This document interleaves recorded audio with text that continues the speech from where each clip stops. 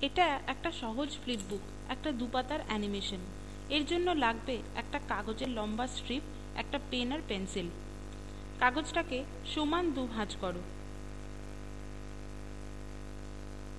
এবার প্রথম ভাঁজের ওপর পেন দিয়ে একটা গোল মুখ আর চোখ আঁকো। চোখের মণি দুটো বাঁদিকে রেখো। এবার এতে একটা হাসি আর বাঁদিকে বাঁকানো চুল জুড়ে দাও। নিচের ভাঁজটায় আগের ছবির ছাপ পড়েছে, সেটার উপর পেন বুলিয়ে আগের মতোই মুখ আর চোখ আঁকো, শুধু মণি দুটো ডান দিকে থাকবে। এই ছবিতে একটা দুঃখী মুখ আর ডান দিকে ঘোরানো চুল এঁকে দাও।